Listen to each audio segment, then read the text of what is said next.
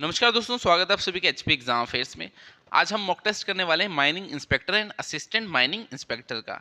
इस mock test की जो पीडीएफ है वो आपको डिस्क्रिप्शन में मिल जाएगी। पहले इस पीडीएफ को डाउनलोड करना, क्वेश्चंस को खुद अटेम्प्ट करना, उसके बाद इस वीडियो को देखना और अपना स्कोर चेक करना कि आपका स्कोर कितना बनना है। तो आप सभी को पता है जो माइनिंग इंस्पेक्टर और असिस्टेंट माइनिंग इंस्पेक्टर है, इसकी नोटिफिकेशन एचपीपीएससी ने निकाली थी। उसमें इन्होंने जो है सिलेबस और पैटर्न भी बता दिया है। आपकी जो है 2 पेपर होने वाले हैं, पेपर 1 और पेपर 2।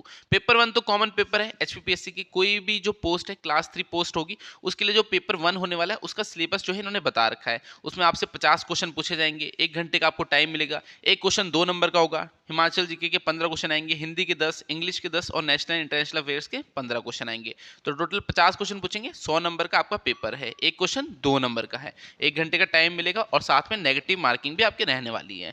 पेपर 1 क्या है? पेपर 1 आपका क्वालिफाइंग है, यानी इसमें आपको बस क्वालिफाई करना है, 35% नंबर लाने हैं। जो मेरिट है वो पेपर 2 से बनेगी। पेपर 2 का सिलेबस इन्होंने अभी नहीं बताया। मान लीजिए जैसे एग्जाम मार्च में होना है तो जनवरी में जो है ये अलग से नोटिफिकेशन निकालेंगे पेपर 2 के सिलेबस की। तो इन्होंने बोला टाइम टू टाइम जो है हम सिलेबस बताएंगे। तो एग्जाम से 2 महीना पहले जो है पेपर 2 का सिलेबस भी ये बता देंगे। तो आज हम पेपर 1 का जो है मॉक टेस्ट करने वाले हैं और बहुत अच्छा मॉक टेस्ट आपके लिए बनाए। ऐसा नहीं कि हम मिंजर मेला कहाँ होता है, संसार चंद कहाँ के राजा थे, तो ऐसे इजी क्वेश्चन डालें। पेपर का लेवल जो है एचपीपीएससी से भी ज़्यादा हाई रखा है। अगर इसमें अच्छा स्कोर कर रहे हो तो पेपर 1 की टेंशन लेने की आपको ज़रूरत नहीं है। तो बिना किसी देरी के आज के मॉक टेस्ट को हम स्टार्ट करते हैं। तो पहला क्वेश्चन देखिए, which of the following rivers join Sutlej at a point known as Bairi Ghat. निम्न में से कौन सी नदी बैरी घाट नामक स्थान पर सतलुज से मिलती है? तो आपको बताना है कौन सी नदी जो है सतलुज से मिलती है, कहां पर? बैरी घाट नामक स्थान पर। केलांग रिवर है, सोन रिवर है, अलीगढ़ है या गंबर खड्ड है? तो बताइए फर्स्ट का राइट आंसर क्या है? फर्स्ट का जो राइट आंसर है वो क्या है? वो है अली स्ट्रीम। जो अली खड्ड है ये कहाँ पर मिलती है? सतलुज से बैरी घाट नामक स्थान पे। अब अली खड्ड है, इसका जो ओरिजिन है वो कहाँ होता है? वो अर्की में होता है। अर्की कहाँ पड़ता है? सोलन में। वहां से जो है ये बिलासपुर में जाएगी। बिलासपुर में एक गांव है कोठी हरार, वहां से जो है वो बिलासपुर में एंटर करती है और बिलासपुर में सतलुज से जो है मिलेगी, कहाँ पर मिलेगी? बैरी घाट नामक स्थान पर जो है सतलुज से मिल जाती है। तो कौन सी रिवर है? अली खड्ड जो है बैरी घाट नामक स्थान पे बिलासपुर में सतलुज से मिल जाती है। फर्स्ट का राइट आंसर ऑप्शन सी है। इस मॉक टेस्ट की जो पीडीएफ है वो आपको डिस्क्रिप्शन मिल जाएगी। पहले इस पीडीएफ को डाउनलोड करना और फिर इसे सॉल्व करना और उसके बाद इस वीडियो को देखना। आपको अपना स्कोर भी पता लग जाएगा और आपकी तैयारी का भी पता लगेगा कि तैयारी आपकी कैसी चल रही है। सेकंड क्वेश्चन देखिए, the forts of Saryun, Naurangar, temple of Pir Bianu, Haramba Devi, Tyun fort and Siddh Garant are located on. तो आपको बताना है ये जगह कुछ बता रखी है आपको, जैसे फोर्ट हो गया सरयू का, नालागढ़ का किला हो गया, पीर बियाणु मंदिर हो गया, हरम्बा देवी हो गया, त्यून किला हो गया, सिद्ध गुरुनाथ हो गया। ये कहाँ पर है आपके? तो ये जगह पूछिए आपसे कहाँ पर है, तो बताइए कहाँ पर है। ऑप्शन भी देख रखे हैं आपको, Jhanjhar hills, Tyun hills, Banda hills and Ratanpur hills. तो बताइए कहाँ पर है ये जगह? तो अगर आपने सुना होगा त्यून फोर्ट, तो त्यून फोर्ट कहाँ पड़ता है? ये बिलासपुर में पड़ता है। ये सारी पहाड़ियाँ आपकी जो है बिलासपुर की बता रखी है। बिलासपुर को सद्दार कहलूर भी कहते थे, क्यों? क्योंकि वहाँ पर 7 पहाड़ियाँ थी। तो झंझार हिल होगी, त्यून हिल हो गया, बांदाधार हो गई, रतनपुर हो गई, कोट हिल हो गई, नैना देवी हो गई, बहादुरपुर होगी, ऐसी आपकी 7 पहाड़ियाँ थी बिलासपुर में, अभी भी है। तो ये पूछ रहा है ये जगह कहाँ पर है आपकी, जैसे त्यून फोर्ट बोल रखा है तो त्यून फोर्ट से सिंपली आपको आइडिया लग जाएगा कि त्यून हिल्स ही इसका राइट आंसर हो गया। तो त्यून हिल्स में आपका त्यून फोर्ट पड़ता है। बाकी जो आपकी यहाँ पर चीजें दी है वो देखने की जरूरत भी नहीं है। त्यून फोर्ट सुना तो त्यून हिल में है ये। तो सेकंड का राइट आंसर ऑप्शन बी हो गया। नेक्स्ट देखते हैं, थर्ड क्या है? Bir Billing was first identified for hang gliding and paragliding bye.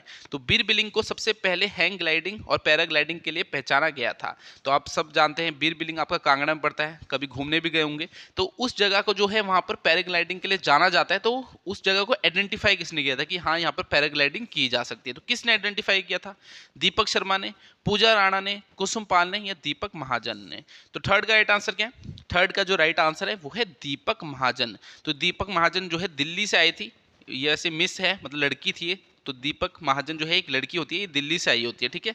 कब आती है? 1978 में आती है और इस प्लेस को देखती है और आइडेंटिफाई करती है कि यहाँ पर जो है पैराग्लाइडिंग की जा सकती है। तो आज तक आप देख रहे हो जो है बीर बिलिंग में पैराग्लाइडिंग होती है। तो क्वेश्चन का लेवल आप चेक कर सकते हो, अच्छे लेवल के क्वेश्चन जो है मैंने डाले हैं। अगर आपको हमसे मॉक टेस्ट भी बाय करने होंगे तो नीचे हमारे ऐप का लिंक दिया है, वहाँ मैंने 20 मॉक टेस्ट डाले हैं और आगे और भी ऐड करूंगा। तो आपका जो असिस्टेंट माइनिंग इंस्पेक्टर हो गया, माइनिंग इंस्पेक्टर हो गया, इसके लिए पूरा मैंने मॉक टेस्ट का कोर्स बना रखा है। 20 लेटेस्ट पैटर्न में मॉक टेस्ट मिलेंगे, वो भी अच्छे लेवल के। पेपर को देखो, आज जो मैं आपको करा रहा हूँ आपको खुद पता लगेगा कि लेवल कैसा रखा है। तो चाहे एग्जामिनर हार्ड से हार्ड पेपर डाल दे, आपकी तैयारी उससे भी ऊपर रहने वाली है। तो नीचे ऐप का लिंक दिया, वहाँ पर आप मॉक टेस्ट को चेक कर सकते हो, कोर्स आपको मिल जाएगा। 4 देखिए, which of the following is not correct. अब आपको यहाँ पर 4 स्टेटमेंट दिए, आपको बताना है इनमें से कौन सी स्टेटमेंट जो है गलत है। तो 3 तो सही होगी, 1 गलत होगी। तो 1 बाय 1 पढ़ लेते। क्या दे रखा है? In 1809 AD Maharaja Ranjit Singh attacked Gorkhas, defeated Amar Singh Thapa and push them to the east of Sutlej. तो कहना चाहता है 1809 ईस्वी में महाराजा रंजीत सिंह ने जो है गोरखाओं पर हमला किया और अमर सिंह थापा को जो है हराया और उन्हें सतलुज के पूर्व में धकेल दिया। हाँ, ये तो सही है। 1809 में जो है महाराजा रंजीत सिंह आते हैं, संसार चंद की हेल्प करते हैं और गोरखों को जो है डिफीट भी करते हैं। फिर देखिए यहाँ पर लिखा है, संसार चंद ने बदले में महाराजा रंजीत सिंह को 66 गांव और कांगड़ा किला दिया। हाँ, दिया था। ज्वालामुखी की संधि हुई थी, उसके उपरांत जो है हेल्प के बदले क्या देना था? 66 गांव देने थे और कांगड़ा किला जो है महाराजा रंजीत सिंह को देना था संसार चंद ने। तो ये सही है आपकी स्टेटमेंट। थर्ड देखिए, महाराजा रंजीत सिंह ने 1809 में देसा सिंह मजीठिया को जो है कांगड़ा किला और कांगड़ा का निजाम यानी गवर्नर बनाया। तो हाँ, ये भी ठीक है। बाद में कांगड़ा किला जो है किसको मिल जाता है? महाराजा रंजीत सिंह को, और वो देसा सिंह मजीठिया को वहाँ का नाजिम यानी गवर्नर बना देते हैं। लास्ट देखिए, महाराजा रंजीत सिंह डाइड इन 1841। तो लास्ट स्टेटमेंट जो है यहाँ पर आपकी गलत है, क्योंकि महाराजा रंजीत सिंह जो है इनकी डेथ कब हुई थी? 1839 में हुई थी और यहाँ 1841 लिखा है। तो इसमें गलत ऑप्शन कौन सा हो गया? आपका जो ऑप्शन डी है ये गलत हो गया। तो हमें बताना था गलत कौन सा है, तो ऑप्शन डी इसमें जो है रॉन्ग है।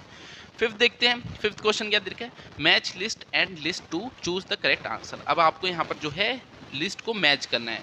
यहाँ पर हमें क्या बता रखा है? हिल स्टेट्स बता रखी है और उनके फाउंडर। तो आपको जो स्टेट्स है यानी रियासत है उनके जो है फाउंडर के नाम बताने, जैसे दरकोटी दिया है, थरोच दिया है, कुमारसेन दिया है। तो देख लीजिए ऑप्शन को। दरकोटी जो है इसकी स्थापना किसने की है? थरोच की स्थापना किसने की है? और कुमारसेन की किसने की है? तो फिफ्थ का राइट आंसर क्या है? फिफ्थ का क्या है? दरकोटी की किसने की है? दरकोटी की जो है दुर्गा सिंह ने करी है। थरोच रियासत थी, थरोच की किसने की है? थरोच की है किशन सिंह ने। कुमारसेन की किसने की है? कुमारसेन की किरत चंद ने की है। तो फिफ्थ का राइट आंसर क्या है? फिफ्थ का जो राइट आंसर है वो है ऑप्शन ए। तो ऑप्शन ए इसका राइट आंसर है।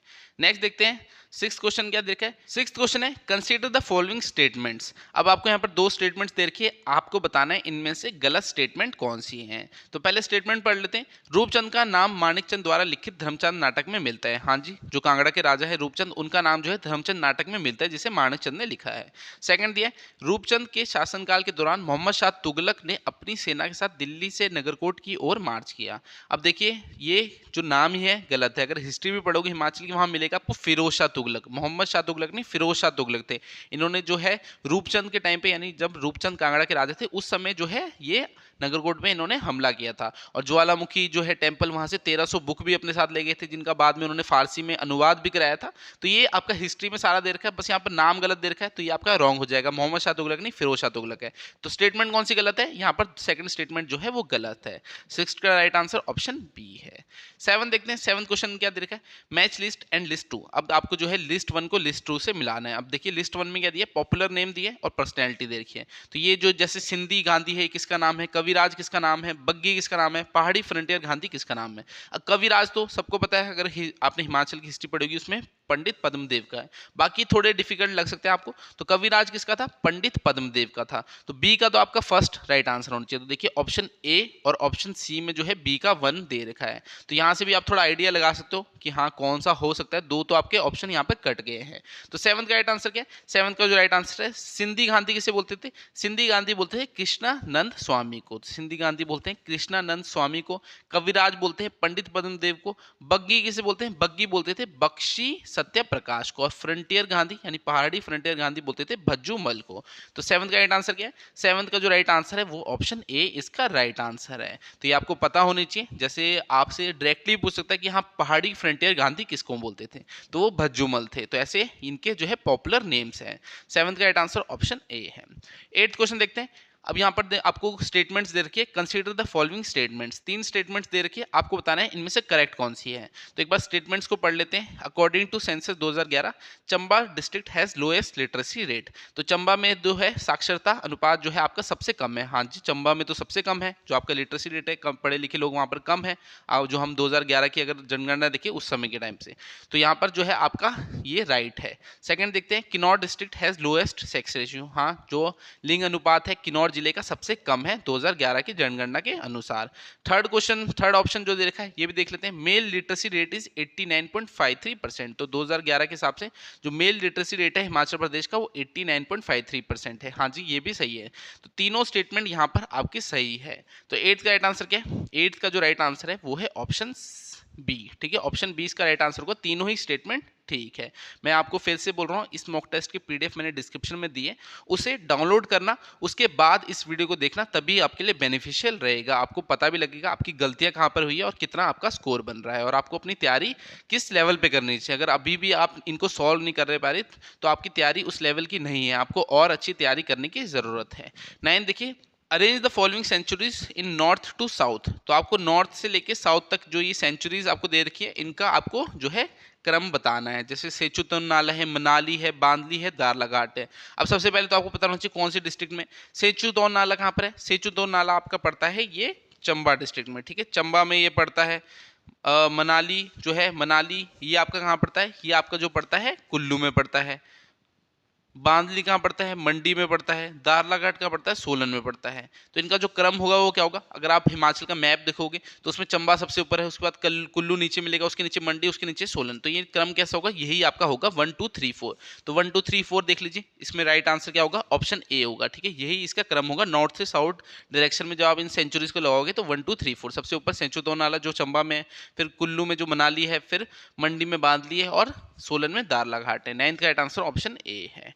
10 देखते हैं, यहाँ पर आपको लिस्ट 1 को लिस्ट 2 से मिलाना है। अब देखिए, पासिस बता रखे हैं और प्लेसेस बता रखे हैं। तो चौरी पास कहाँ पर है, मनी रैंक कहाँ पर है, हामटा पास कहाँ का है, और बसोदन कहाँ का है। तो देखिए, पहला चौरी पास, 10th का जो चौरी पास है ये कहाँ है? ये चंबा और कांगड़ा को जोड़ता है। ठीक है, चौरी पास जो है चंबा कांगड़ा, तो चंबा कांगड़ा का ऑप्शन है ऑप्शन 4 है।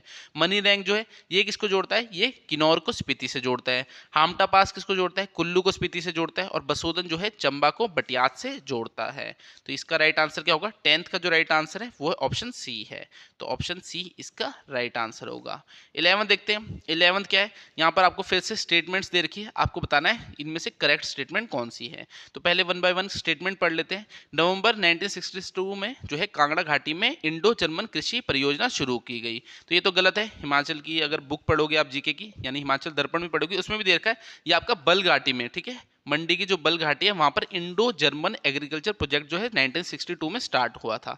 सेकंड पढ़ते हैं, it emphasise on mixed farming, dairy, animal husbandry and horticulture and vegetable cultivation. हाँ, ये सही है। इनमें जो है आपकी मिश्रित खेती करी जाती है, डेयरी, पशुपालन, बागवानी, ये सब किया जाता है। और manuring and soil conservation was also included in this project. तो इसमें जो मैन्योरिंग और सॉइल कंजर्वेशन है उसे भी जोड़ा गया। तो ये भी आपका ठीक है। तो इसका राइट आंसर क्या होगा? ऑप्शन जो इसमें आपका राइट होगा वो कौन सा है? वो ऑप्शन बी होगा। यानी 2 और 3 जो स्टेटमेंट है यही ठीक है। पहली वाली यहाँ गलत है, क्योंकि ये जो प्रोजेक्ट है ये बल वैली, जो मंडी की बल वैली है वहां स्टार्ट हुआ है। बाकी दोनों इसमें ठीक है। तो 11 का राइट आंसर ऑप्शन बी है।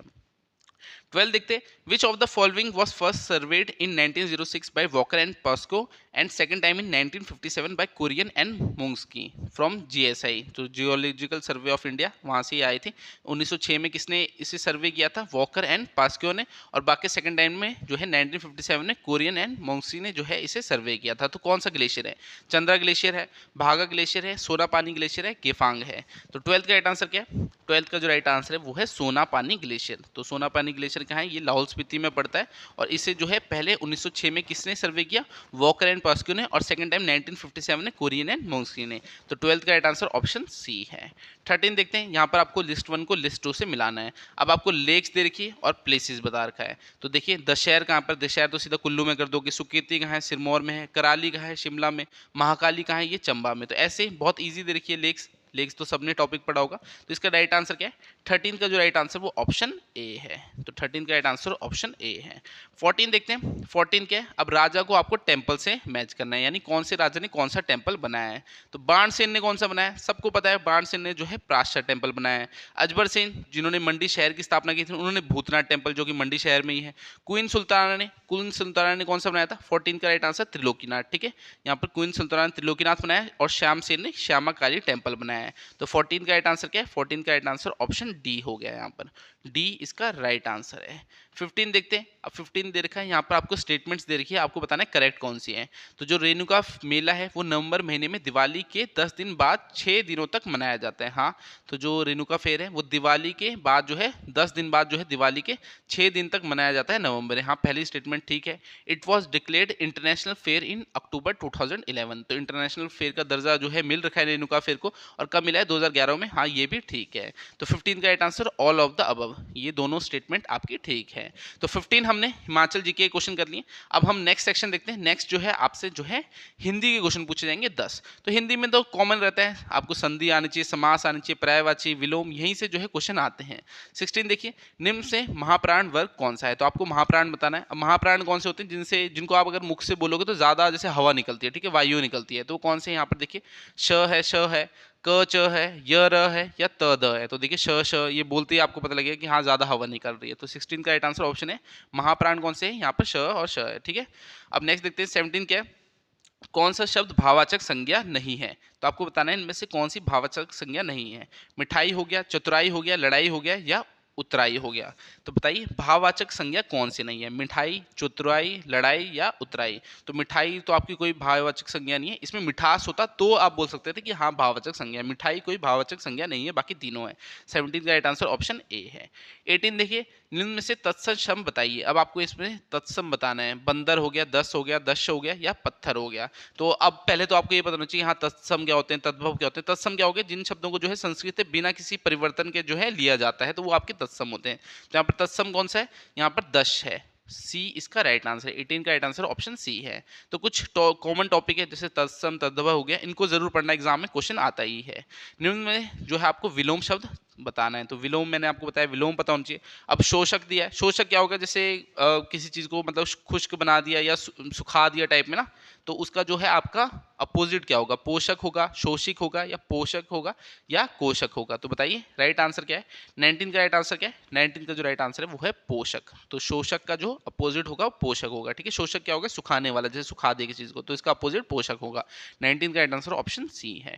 20 देखिए, दुर्गा का पर्यायवाची नहीं है। अब 3 पर्यायवाची हैं और एक नहीं होगा। दुर्गा का कौन सा पर्यायवाची नहीं है, अजा, अभ्या, सुरभि, या कामाक्षी। अब ये सारे क्वेश्चन जो है मैंने प्रीवियस ईयर पेपर को एनालाइज करके बनाए। ऐसा नहीं कि हाँ पेपर जो आपका मॉक टेस्ट है हर कुछ ही बना दिया है। ये आपके जो अभी फिलहाल में कंडक्टर का एग्जाम हुआ था उसमें मैंने एनालाइज किया कि हाँ हिंदी के कैसे क्वेश्चन डाल रहे हैं HPPSC वाले, जो इंग्लिश के हैं वो कैसे क्वेश्चन डाले जा रहे हैं। तो वहाँ से एनालाइज करके जो है मैंने यहाँ पर जो है क्वेश्चन रखे हैं। तो वहाँ पर भी क्वेश्चन देखने को मिला कि हाँ पर्यायवाची नहीं है पूछा, ये नहीं पूछा कि हाँ पर्यायवाची कौन सा है, पूछा कि पर्यायवाची नहीं है। तो 3 तो है और एक नहीं है। तो वैसे देखिए दुर्गा का यहाँ पर्यायवाची कौन सा नहीं है, अजा नहीं है, अभय नहीं है, सुरभि नहीं है, कामाक्षी। तो यहाँ पर तीनों है, अजय भी है, अभय भी है, कामाक्षी भी। जो सुरभि है ये गाय का होता है, तो ये जो है दुर्गा का पर्यायवाची नहीं है। 20 का राइट आंसर ऑप्शन सी है। 21 देखिए, वह स्त्री जिसके पति ने दूसरी शादी कर ली हो, तो उसे क्या बोलेंगे। ठीक है, वाक्यांश के लिए आपको एक शब्द बताना है। तो वह स्त्री जिसके पति ने दूसरी शादी कर ली हो, तो अद्योड़ा बोलेंगे, अदूदा बोलेंगे, नवविवाहित बोलेंगे, या अद्रूढ़ा बोलेंगे। तो 21 का राइट आंसर क्या है, 21 का जो राइट आंसर है वो है ऑप्शन ए है, अद्यूड़ा। ठीक है, तो 21 का राइट आंसर ऑप्शन ए है। लेवल जो है एग्जाम का मैंने अच्छा रखने की कोशिश की है जो मॉक टेस्ट बनाए। 22 देखिए, इनमें से अशुद्ध शब्द कौन सा है। अब आपको यहाँ अशुद्ध शब्द बताना है, यानी स्पेलिंग कौन सी गलत है, किसमें स्पेलिंग जो है आपकी गलत है। तो 4 ऑप्शन आपके सामने, मैं डायरेक्टली आपको राइट आंसर बताऊंगा। देखिए किसकी जो है आपकी यहाँ पर गलत स्पेलिंग दे रखी है। तो देखिए उपलक्ष्य दे रखी है, क्या हाँ सही स्पेलिंग है। यहाँ पर आपका सदुपदेश दे रखा है, सदुपरांत दे रखा है, या पुनर्वलोकन दे रखा है। तो 22 का राइट आंसर क्या है, 22 का जो राइट आंसर है वो है पुनर्वलोकन। ठीक है, यहाँ रा लगा दिया, र होगा। ठीक है, सिंपल आ की मात्रा यहाँ पर नहीं आएगी, तो पुनर्वलोकन। ठीक है, 22 का राइट आंसर ऑप्शन सी है। यहाँ पर आपकी जो स्पेलिंग है गलत दे रखी है। 23 देखिए, निम्न में से किसके क्रमांक से जो है सही संधि विच्छेद है। तो आपको बताना है यहाँ पर सही संधि विच्छेद कौन सा है। 4 ऑप्शन दे रखे और इसमें आपको बताना है सही संधि विच्छेद कौन सा है। तो प्रीवियस पेपर मैंने देखा HPPSC में, उसमें ऐसा क्वेश्चन पूछ सके कि हाँ 4 ऑप्शन दे रखे हैं, इसमें आपको बताना है सही संधि विच्छेद कौन सा है, 3 तो गलत है और 1 आपका सही है। तो देख लीजिए कौन सा इसमें जो है आपका राइट होगा। सप्तऋषि दे रखा है, विद्युन्मयी दे रखा है, निरीक्षण दे रखा है या महोदधि दे रखा है। तो 23 का राइट आंसर क्या है? 23 का जो राइट आंसर है वो है महोदधि। ठीक है, यहाँ पर जो महा प्लस उदधि दे रखा है ये आपका सही संधि विच्छेद है। 24 क्वेश्चन देखते हैं। 24 क्या देख रहे हैं? निम्न में से शुद्ध वाक्य बताइए। अब आपको यहाँ पर 4 वाक्य दे रखे हैं, आपको इसमें सही बताना है कि यहाँ सही वाक्य कौन सा है। रजत कार से कुल्लू पहुंचा, हाँ ये सही लग रहा है। उसने तरबूजा चाकू से काटा। आप पुस्तक क्यों पढ़ोगे? सचिन वर्तमान कप्तान विख्यात खिलाड़ी है, ये तो पढ़ने में गलत लग रहा है। तो इसका राइट आंसर क्या है? 24 का जो राइट आंसर है वो है रजत कार से कुल्लू पहुंचा, ये आपका शुद्ध वाक्य है, इसमें कोई गलती नहीं है। 25 देखिए, प्रच्छक का अर्थ क्या है? तो आपको यहाँ प्रच्छक दे रखा है, इसका अर्थ बताना है आपको। इच्छा करने वाला, प्रश्न पूछने वाला, प्रश्न बनाने वाला या प्रश्न देने वाला। तो 25 का राइट आंसर क्या है? 25 का जो राइट आंसर है वो है प्रश्न पूछने वाला। प्रच्छक क्या है? प्रश्न पूछने वाला। 25 का राइट आंसर ऑप्शन बी है। अब 10 हमारे हिंदी के क्वेश्चन भी हो गए, अब हम 10 जो है इंग्लिश के क्वेश्चन करेंगे। 26 है एंटोनिम ऑफ हिंड्रेंस। तो हिंड्रेंस का जो है एंटोनिम यानी अपोजिट आपको बताना है। तो हिंड्रेंस क्या हो गया? जैसे रुकावट टाइप हो गया, तो इसका अपोजिट क्या होगा? एग्रीमेंट, कॉर्पोरेशन, परसुएशन या एड। तो 26 का राइट आंसर क्या है? 26 का जो राइट आंसर है वो एड होगा। यहाँ पर हिंड्रेंस का जो अपोजिट है वो यहाँ पर क्या है? एड होगा। 27 देखिए, सिनोनिम ऑफ प्रोक्योर। तो प्रोक्योर का आपको सिनोनिम बताना है यानी सेम मीनिंग वाला। तो ऑब्टेन हो गया, एंडेंजर हो गया, इनकर हो गया, रेस्क्यू हो गया। तो प्रोक्योर का क्या हो गया? बहुत इजी है, इसका राइट आंसर क्या है? ऑब्टेन। सिनोनिम क्या है प्रोक्योर का? वो ऑब्टेन है। 27 का राइट आंसर ऑप्शन ए है। 28 देखते, a person who pretends to have more knowledge और skills than he really has. तो कोई पर्सन जो ज़्यादा दिखाए कि हाँ मुझे नॉलेज है, इतनी नॉलेज है, मगर उसके पास उतनी है नहीं एक्चुअली में, तो उसे क्या बोलेंगे? रेनेगेड बोलेंगे, अपोस्टल बोलेंगे, चार्लाटन बोलेंगे या अपोस्थेयस बोलेंगे। 28 का राइट आंसर क्या है? 28 का जो राइट आंसर वो है चार्लाटन। तो चार्लाटन उसे बोलेंगे a person who pretends to have more knowledge और skill than he really has. 28 का राइट आंसर ऑप्शन सी है। 29 देखते, he asked me if I can help him to lift the box. अब यहाँ पर आपको फिल इन द ब्लैंक्स तो नहीं, मतलब इसको करेक्ट करना है कि हाँ यहाँ पर क्या आ सकता है। या तो मे आ सकता है, वुड आ सकता है, विल आ सकता है, या कोई भी इंप्रूवमेंट की जरूरत नहीं है, ठीक है कैन यहाँ पर। तो यहाँ पर क्या आ सकता है? He asked me if I may help him to lift the box. ठीक है, तो मे यहाँ पर आएगा। 29 का राइट आंसर ऑप्शन ए है। 30 देखिए, 30 क्या लिखा है? The policeman said to the violent crowd stop all this or you will be arrested. तो पुलिस ने जो है वायलेंट क्राउड को क्या बोला? Stop all this or you will be arrested. तो ये आपका मेरे ख्याल से एक्टिव पैसिव का है कि एक्टिव से आपको जो है पैसिव में से बदलना है। तो ऑप्शन देख लेते हैं क्या दे रखा है? The police man said to the violent crowd, the police man said to the violent crowd, the police advice, advice तो पुलिस देगी नहीं, द पुलिस ऑर्डर। देखिए यहाँ पर ऑर्डर दे रखा है, तो यही आपका राइट होगा। ठीक है, तो पुलिस वाले तो ऑर्डर ही करेंगे कि हाँ जो आप जो कर रहे हैं इसको रोक दीजिए। ठीक है, वायलेंट क्राउड को। The police man order the violent crowd to stop all that or they will be arrested. तो ऑप्शन डी इसका राइट आंसर है। 30 का राइट आंसर ऑप्शन डी है। एक्टिव पैसिव से भी जो है इंग्लिश में क्वेश्चन पूछ ले जाते हैं। नेक्स्ट देखिए, rain disturbed the last day play between India and Sri Lanka. अब आपको यहाँ फिर से 4 दे रखे हैं, तो ये आपका शायद डायरेक्ट और इनडायरेक्ट वॉइस का जो है क्वेश्चन है। ठीक है, डायरेक्ट और इनडायरेक्ट का जो है आपका क्वेश्चन है यहाँ पर। तो rain disturbed the last day play between the India and Sri Lanka, तो इसको कैसे आप इनडायरेक्ट में बदलोगे? The last day play of, तो ऑफ तो नहीं होगा, या बिटवीन होना चाहिए था। India and Sri Lanka play of the last day was disturbed by rain. The last day play between India and Sri Lanka was disturbed by rain. The last day play between India and Sri Lanka where, तो where नहीं, यहाँ was use होना चाहिए था। तो right answer क्या है? इसका जो राइट आंसर है वो है the last day play between India and Sri Lanka was disturbed by rain. तो 31 का राइट आंसर क्या है? 31 का जो राइट आंसर है वो ऑप्शन सी है, the last day play between India and Sri Lanka was disturbed by rain. तो ये आपका डायरेक्ट से इनडायरेक्ट में बदलने वाला क्वेश्चन है। 31 का राइट आंसर ऑप्शन सी है। 32 देखते हैं, fill in the blank with the most appropriate word. अब यहाँ आपको फिल इन द ब्लैंक्स करना है। द वॉर डैश इन 1939, तो यहाँ पर क्या होगा? Start in 1939, will start in 1939, is starting in 1939, started in 1939। तो बताइए कौन सा आएगा यहाँ पर? 32 का जो राइट आंसर है, द वॉर स्टार्टेड इन 1939, तो ये आपका अप्रोप्रिएट लग रहा है यहाँ पर। 32 का राइट आंसर ऑप्शन डी है। 33 देखते हैं, अ study mind terms dash difficulties. तो यहाँ पर बोल रहा है अ स्टडी माइंड्स ट्रम्स, क्या आएगा आपका? In difficulties, with difficulties, difficulties, at difficulties या ओवर डिफिकल्टीज? तो राइट आंसर ओवर होगा। A study mind trims over difficulties, यानी ट्रिम्स का क्या मतलब होता है, ये आपका जैसे विन हो गया, सक्सेस हो गई किसी चीज़ के ऊपर, तो डिफिकल्टीज एक स्टडी माइंड जो होगा वो डिफिकल्टी के ऊपर जो है आपका सक्सेस या विन ही करेगा हमेशा, ठीक है। 33 का राइट आंसर ऑप्शन डी है। 34 देखिए, he always comes dash home late, तो यहाँ पर आपको बताना है क्या आएगा, he always come dash home late, to home late, at home late, both A and B या नन ऑफ द अबव? तो 34 का राइट आंसर क्या है? 34 का जो राइट आंसर है वो नन ऑफ द अबव, कुछ भी नहीं आएगा, ये आपका अपने में ही ठीक है, he always comes home late, ठीक है। 34 का right answer option D, none of this, कुछ भी नहीं आएगा फिल इन द ब्लैंक्स में।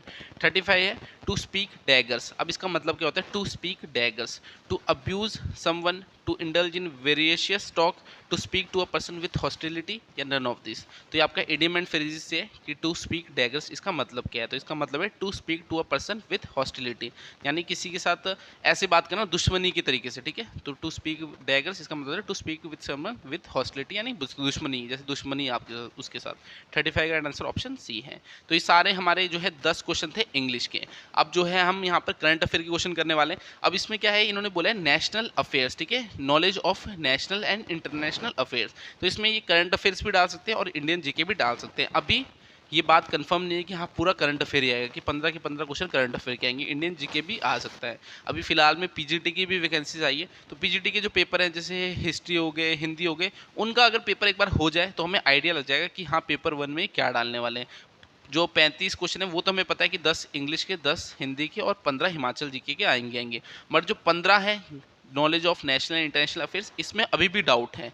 तो जैसे ही पीजीटी का एक आधा पेपर होता है हमें आइडिया लग जाएगा कि क्या इसमें आने वाला है, और उससे हम मॉक टेस्ट को और इम्प्रूव कर देंगे। जैसे ये मॉक टेस्ट है, मैं इनको फिर से जो है मॉडिफाई कर दूंगा, जो मैं ऐप में, अगर आप हमारे ऐप का लिंक डिस्क्रिप्शन में दिया है वहाँ से बाय करते हो, तो मैं उसे जो है इंप्रूव कर दूंगा, आपको आइडिया लग जाएगा कि हाँ ऐसा ही जो है आपका एग्जाम आने वाला है। और भी मॉक टेस्ट यूट्यूब में फ्री ऑफ कॉस्ट आपके लिए लेके आऊँगा, ये तो चलो मैं ला ही रहा हूँ। इसमें ये बात जब पीजीटी का एग्जाम हो जाएगा तो पूरा हमें पता लग जाएगा कि पेपर 1 का जो मॉक टेस्ट है वो कैसा हमें लाना है, क्योंकि पेपर एक बार होना भी चाहिए। अभी तक जो है पेपर 1 हुआ ही नहीं है नए पैटर्न पे, जो नया पैटर्न उन्होंने बताया कि हाँ पेपर 1 पेपर 2 करेंगे, इसमें अभी तक एक भी एग्जाम हुआ नहीं है, तो इसलिए थोड़ा सा इसका आइडिया नहीं लग रहा, बाकी लगेगा तो वैसे ही हम जो है अपडेट कर देंगे। बाकी अगर आपको हमसे स्टडी मटेरियल भी लेना होगा, आप इस नंबर पे व्हाट्सएप कर सकते हो 7018186561 पे।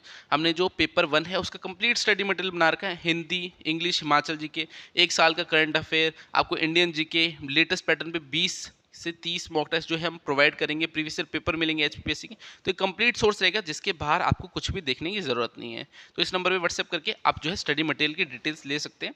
बाकी 36 क्वेश्चन देखते हैं, यहाँ पर करंट अफेयर के कुछ क्वेश्चन है। Which countries representative was crowned 72nd miss universe 2023? तो किस देश की जो प्रतिनिधि थी उनको जो है 72वां जो है मिस यूनिवर्स 2023 का ताज पहनाया गया। तो किसे पहनाया गया था? सबसे पहले तो नाम पता होना चाहिए कि हाँ किसको मिला था। तो नाम क्या है उनका? उनका शैनिस पेलेशियस, ठीक है, शैनिस पेलेशियस उनका नाम है। कौन सी कंट्री की रहने वाली थी वो? होंडुरस की है, ग्वाटेमाला की है, निकारागुआ की है या एल सल्वाडोर की है? तो थर्ड इसका राइट आंसर है, ठीक है। 36 का राइट आंसर क्या है यहाँ पर? निकारागुआ। तो इस कंट्री की जो है रहने वाली थी, इनका नाम क्या है? शैनिस पेलेशियस, ठीक है। शाइनिस पेलेशियस जो है निकारागुआ कंट्री की रहने वाली थी, और ये इनको क्या मिला है? 72वां जो है मिस यूनिवर्स का खिताब मिला है। 36 का राइट आंसर ऑप्शन सी है। 37 देखिए, operation Sesha which was launch recently aims to curb the illegal trade of. तो ऑपरेशन शेषा है जिसे हाल ही में लॉन्च किया गया है, इसका उद्देश्य क्या है? किस चीज़ के अवैध व्यापार को जो है रोकने का इसका उद्देश्य है? टॉर्टोइज, टस्क, टिम्बर या एक्सोटिक बर्ड्स? तो 37 का राइट आंसर क्या है? 37 का जो राइट आंसर है वो है टिम्बर, ठीक है। टिम्बर का जो व्यापार होता है, इलीगल ट्रेड होता है, उसको रोकने का जो है उद्देश्य है ऑपरेशन शेषा का। तो इसे जो हमारे यूनियन फाइनेंस मिनिस्टर से उन्होंने लॉन्च किया था। 37 का राइट आंसर ऑप्शन सी है। 38 देखिए, where is the Asian India millet festival 2023 currently being held? तो एशियन भारत बाजरा महोत्सव 2023 वर्तमान में कहाँ आयोजित किया जा रहा है? तो कहाँ पर हो रहा है ये? कोलालमपुर मलेशिया में, जकार्ता इंडोनेशिया में, मनीला फिलीपींस में या बैंकॉक थाईलैंड में? तो आपको बताना है एशियन इंडिया मिलेट फेस्टिवल 2023 ये आपका कहाँ पर जो है ऑर्गेनाइज किया जा रहा है?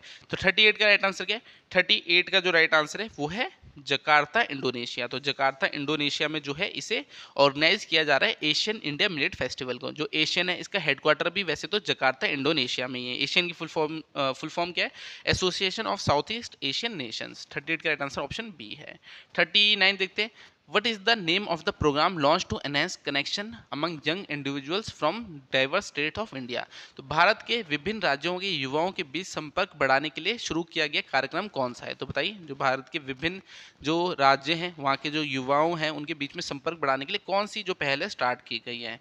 यहाँ पर ऑप्शन क्या दे रखे हैं? हमारा भारत, युवा संगम, आत्मनिर्भर भारत या पीएम युवा। तो 39 का राइट आंसर क्या है? 39 का जो राइट आंसर है वो है युवा संगम। तो युवा संगम जो है ये प्रोग्राम स्टार्ट किया गया है ताकि जो यंग इंडिविजुअल्स हैं सभी स्टेट के उनको जो है एक दूसरे से जो है वो संपर्क बढ़ा सके। तो 39 का राइट आंसर ऑप्शन बी है। 40 देखिए, which state government launch the जय भीम मुख्यमंत्री प्रतिभा विकास योजना इन 2023? तो 2023 में किस राज्य सरकार ने जय भीम मुख्यमंत्री प्रतिभा विकास योजना शुरू की? तो आपको बताना है ये जो योजना है जय भीम मुख्यमंत्री प्रतिभा विकास योजना, इसे किसने लॉन्च किया? दिल्ली सरकार ने, राजस्थान ने, महाराष्ट्र ने या उत्तर प्रदेश ने? तो 40 का राइट आंसर क्या है? 40 का जो राइट आंसर है वो है दिल्ली। ठीक है, दिल्ली जो सरकार है उसने लॉन्च की जय भीम मुख्यमंत्री प्रतिभा विकास योजना। तो इसमें जो एससी कैटेगरी से हो गए, एसटी से हो गए, ओबीसी से हो गए स्टूडेंट जो कोचिंग नहीं ले सकते उनको जो है फ्री ऑफ कॉस्ट कोचिंग दी जाएगी। तो ऐसा कुछ इस आपका स्कीम में रहने वाला है। तो ये किसने लॉन्च किया? दिल्ली ने लॉन्च किया। 40 का राइट आंसर ऑप्शन ए है। 41 देखते हैं, Which of the following minor rock edicts of Ashoka describes the conquest of Kalinga by Ashoka? तो अशोक के निम्न में से किस शिलालेख में जो है अशोक द्वारा जो कलिंग का जो वॉर लड़ा गया था उसके बारे में जो है वर्णन हमें मिलता है? तो कौन से में मिलता है? 13वां रॉक एडिक्ट है, 10वें में, 11वें में, 12वें में? तो राइट आंसर क्या है? इसका राइट आंसर 13वां है। जो 13वां रॉक एडिक्ट है अशोक का उसमें जो है हमें जो कलिंगा की लड़ाई हुई थी उसका बारे में जो है वर्णन मिलता है। 41 का राइट आंसर ऑप्शन ए है। 42 देखिए, when the Simon commission visited India the viceroy was? अब सिमोन कमीशन जब इंडिया आई थी उस समय जो है इंडिया का वायसराय कौन था? लॉर्ड जॉर्ज था, लॉर्ड इरविन था, लॉर्ड रेडिंग था या लॉर्ड रिपन था? तो 42 का राइट आंसर क्या है? 42 का जो राइट आंसर है वो है लॉर्ड इरविन। तो सिमोन कमीशन जब इंडिया आई तो उस समय वायसराय कौन थे? लॉर्ड इरविन थे। 42 का राइट आंसर ऑप्शन बी है। 43 देखते, consider the following mountain ranges. अब यहाँ पर आपको माउंटेन रेंजेस दे रखी है, आपको इनका करेक्ट सीक्वेंस बताना है कहाँ से साउथ से नॉर्थ को, यानी अगर साउथ से नॉर्थ को जाओगे तो करेक्ट सीक्वेंस क्या होगा? सबसे पहले कौन सी आएगी? सबसे पहले ग्रेट हिमालयास आएगी। ठीक है, ये आपका सबसे पहले आएगी तो यहाँ पर 3 लिख लीजिए। ठीक है, 3 सबसे पहले आएगी। फिर आपकी आएगी जास्कर रेंज तो 4 लिख लीजिए। उसके बाद आएगी लद्दाख रेंज 1 लिख लीजिए। कोरकरम जो है आपकी लास्ट में आएगी 2। तो 3 4 1 2 कहाँ पर दे रखा है? 3 4 1 2 ऑप्शन ए में दे रखा है। 43 का आंसर ऑप्शन ए है।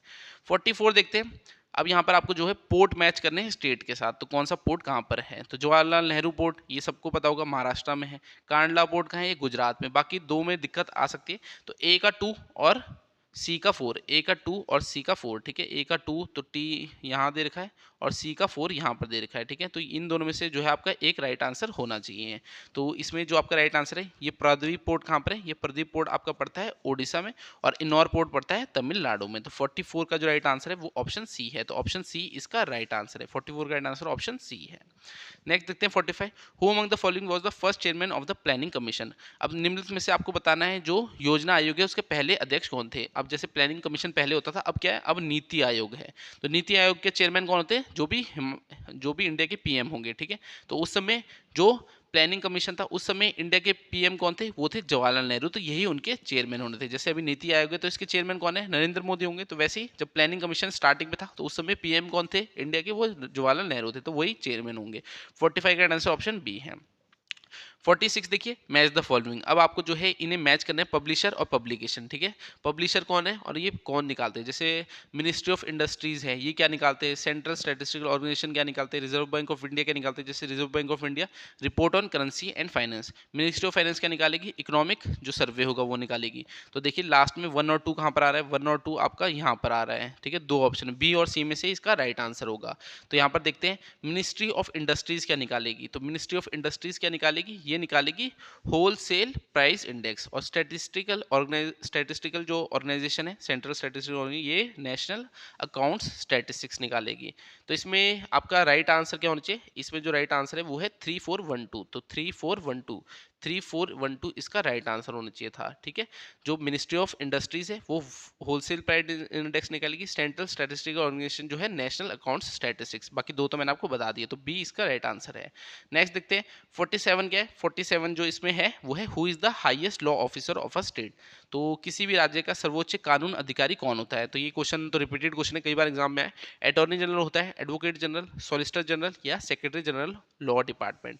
तो 47 का राइट आंसर क्या है? 47 का जो राइट आंसर है वो है एडवोकेट जनरल। ठीक है, किसी भी स्टेट का हाईएस्ट लॉ ऑफिसर कौन होगा? एडवोकेट जनरल होगा। 47 का राइट आंसर ऑप्शन बी है। 48 देखते हैं। 48 है मैच द फॉलोइंग। अब आपको यहाँ पर फिर से मैच द फॉलोइंग करना है। जैसे पार्ट 1 में जो कॉन्स्टिट्यूशन का पार्ट 1 है उसमें क्या आता है? पार्ट 1 में यूनियन एंड इट्स टेरिटरी आता है। पार्ट 3 में क्या आता है? पार्ट 3 में फंडामेंटल राइट्स आते हैं। पार्ट 9 में पंचायती राज आता है। पार्ट 2 में क्या आता है? पार्ट 2 में सिटीजनशिप आती है। तो 48 का राइट आंसर क्या है? 48 का जो राइट आंसर होगा वो ऑप्शन डी होगा। यहाँ पर ऑप्शन डी इसका राइट आंसर है। 49 देखते हैं। Who among this is an intergovernmental organisation of 8 countries. अब आपको बताना है इनमें से कौन सा जो है intergovernmental organisation of 8 countries, 8 countries का जो है समूह है आपका। ठीक है, तो यहाँ पर राइट आंसर क्या है? राइट आंसर है वो है South Asia cooperative environment programme. तो ये आपका हाईलाइट भी हो गया यहाँ पर। तो South Asia cooperative environment programme जो है आपका intergovernmental organisation of 8 countries है। नेक्स्ट देखते हैं 50 क्वेश्चन क्या देखा है। 50 में जो आपका राइट आंसर होगा वो क्या होगा? Which one of the following is not correctly matched. अब आपको बताना है इनमें से जो है गलत कौन सा मिला हुआ है। दांडिया तो गुजरात में होता है, वीथी आंध्र प्रदेश में होता है, गणेश उत्सव महाराष्ट्र में होता है, बिहू आपका उत्तराखंड में नहीं बल्कि असम में होता है। तो यहाँ पर आपका गलत कौन सा हो गया? ऑप्शन डी यहाँ पर गलत हो गया। तो सारे क्वेश्चन मैंने आपको करा दिए। टोटल 50 क्वेश्चन आपके पेपर 1 में आने। डिस्क्रिप्शन में इस मॉक टेस्ट की पीडीएफ भी दी थी आपने, फिर उसके बाद ही इस वीडियो को देखा होगा। तो कमेंट करके बताना कितने क्वेश्चन आपके जो है ठीक हो रहे थे। मॉक टेस्ट का लेवल आपको कैसा लगा? ईजी लगा, मीडियम लगा, हार्ड लगा? अगला मॉक टेस्ट जो है आपको और किस लेवल का चाहिए कि हाँ इससे भी मुश्किल चाहिए, इससे थोड़ा आसान चाहिए? तो वैसा जो है मैं अपनी नेक्स्ट वीडियो में करने की पूरी कोशिश करूंगा। बाकी वीडियो अच्छी लगी होगी तो वीडियो को लाइक कर देना। और अगर आप हमसे ऑनलाइन कोचिंग लेना चाहते होंगे तो इस नंबर पे आप व्हाट्सएप कर सकते हो 7018186561 पे। हम हिमाचल के सभी एग्जाम्स की ऑनलाइन कोचिंग देते हैं। डेली 5 घंटे लाइव क्लासेज होती है। लाइव क्लासेज डेली आपको रिकॉर्डेड मिलेगी, study material, test series, previous paper, हर एक चीज़ जो है आपको प्रोवाइड करेंगे। आपको कहीं भी जाने की जरूरत नहीं होगी और लाइफ टाइम कोचिंग देंगे। यानी जब तक आपका एग्जाम नहीं निकलेगा तब तक आपको कोचिंग दी जाएगी, वो भी एक नॉर्मल वन टाइम फीस के साथ। तो कभी भी पैसे खर्च करने की जरूरत नहीं पड़ेगी। एक बार हमारा बैच ज्वाइन करोगे, जब भी एग्जाम आएंगे मॉक टेस्ट आपको मिल जाएंगे, क्लासें तो डेली होती रहेगी, स्टडी मटेरियल हम प्रोवाइड करेंगे। तो कभी भी बार बार पैसे लेने वाला कोई चक्कर नहीं रहेगा। एक बार ज्वाइन करो और जब तक एग्जाम नहीं निकलेगा तब तक जो है हमारे साथ आप जुड़े रह सकते हो। बाकी इस वीडियो को इतना रखता हूँ, आपसे अगली क्लास में मिलूंगा, तब तक के लिए शब्बा खैर, थैंक यू।